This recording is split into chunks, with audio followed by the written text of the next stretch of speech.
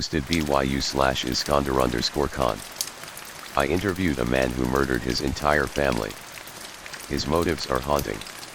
It was the worst crime scene I'd ever seen. It wasn't the blood or shattered bone, it was the Christmas decorations, streaks of tinsel and holiday knickknacks that were splattered with gore. All the hallmarks of a happy, healthy family were rendered a grotesque, dissonant joke. A woman and 3 young children were laid out on the kitchen floor, small pebbles placed over their lifeless eyes. The woman was killed by a shotgun blast to her torso, the children bludgeoned to death. There was no sign of the man of the house, and I dreaded having to give him the news. Only, we didn't have to.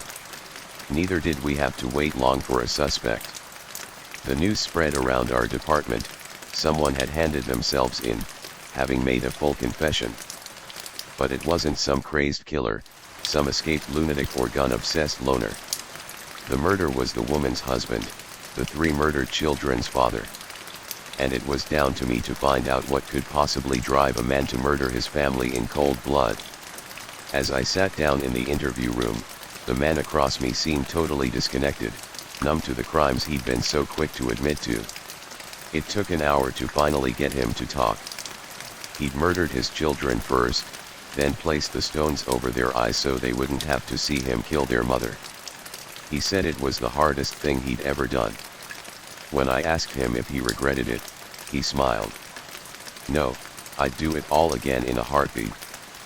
But no matter how hard we tried, we couldn't work out the motive. We pressed him, but still he'd just smile and shake his head. Do you think we won't understand?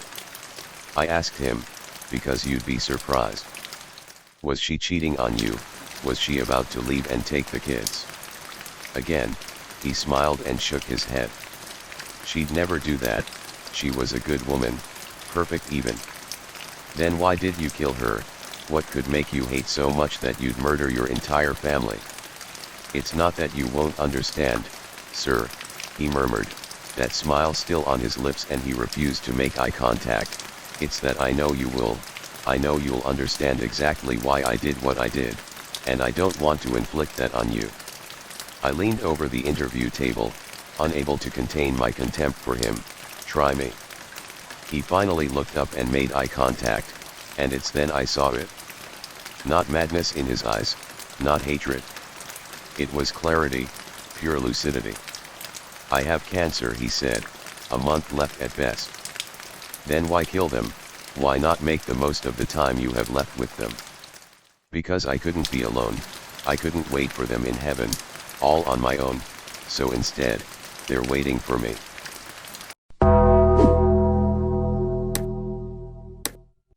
Posted BYU/the anonymous writer 1. I made a deal with Lucifer. I met Lucifer one day at a bar. Now before you start saying well that's just as bland as you can get, just listen, for he had quite some stuff to say. He told me he could grant me the power I always wanted, but this came at a cost. The cost was not my soul, it was not a sacrifice, no, what he wanted was more. Lucifer wanted control of my body. Now at first, I found this kinda alarming. He already had a body, how else was he talking to me? But a good look at him and I could tell that he was transparent. I don't know how he was like this, but it didn't matter. I gave him what he wanted and he kept his end. Oh, the power was wonderful, I was more intelligent, I had more strength, I could run 3 miles in under 10 minutes. I was even more attractive. After all that, I soon forgot my end of the deal. Until one night when I found myself with my mother's blood on my hands. I was traumatized by this, as my mom stared at me with nothing but a glass look in her eyes. After this, I would find myself in places I wouldn't go normally. What was he gonna make me do? I always wondered what he was gonna me do. But I couldn't do anything, not one thing. I couldn't even go to sleep out of fear of blacking out. My life soon was out of my hands. I had no job anymore, no family, I didn't even leave my house anymore. The deal I thought would make my life better, made it worse. It's only been 4 months since I first took the deal with him, and the only way I can take my life back into my hands is to end it. So with that being said, goodbye. Posted BYU/crazy/Slavman555. I never believed in Slavic horror legends. But one was true and it came to me. The Drekavac. One day as I was getting home, it was very dark. I passed a grave and heard a scream. Not a usual scream, but the scream that comes from your worst nightmares. That scream pierced trough my ears and made shivers come trough my spine. At the moment I froze. Just stood there not wanting to turn around and confront the thing that was making that sound. But as dumb as I am, I turned around. There stood a little creature, ugly and scary. Its eyes wide open and filled with nothing but absolute darkness. It was looking at me. Then I snapped and remembered the many stories that my grandmother told me about a little creature in the dark, the Drekavac. It began coming after me at abnormal speed, its mouth open with a million teeth that looked like needles. Even if I was a very poor runner at that moment, I ran towards my house at a speed that I never ran with before. I couldn't dare look behind me, fearing it would kill me.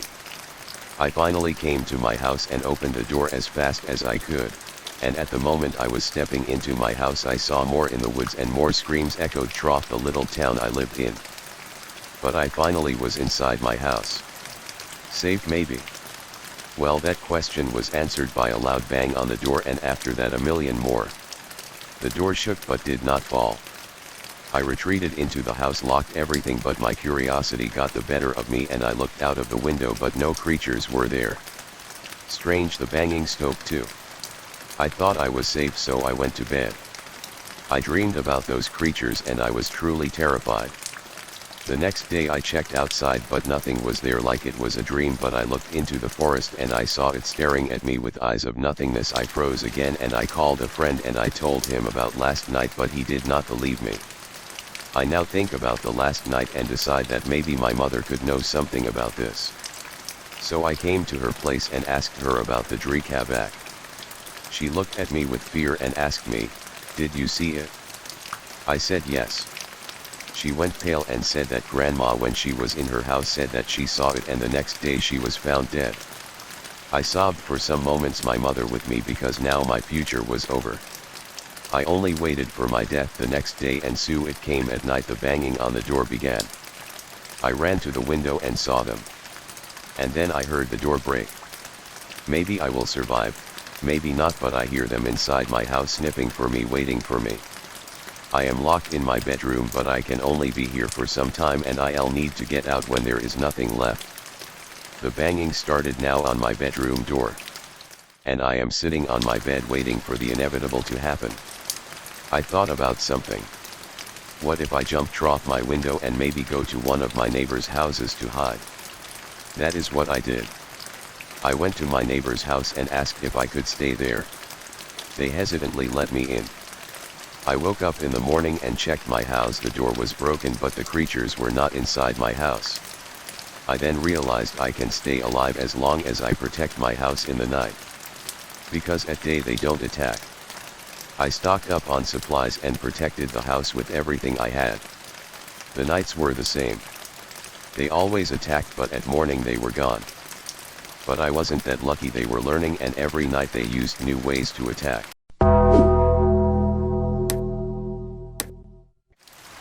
Posted BYU/Lord of Spuds. HoloRecording from March 15, 2056. The man at the center of the frame is enjoying a meal with his wife and kids. They are a beautiful family, born and raised on Hawaii.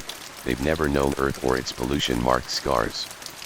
At the edges of the frame, various individuals continue their mundane conversations. Two retirees toast wine glasses to a life long lived, veterans of the Long War.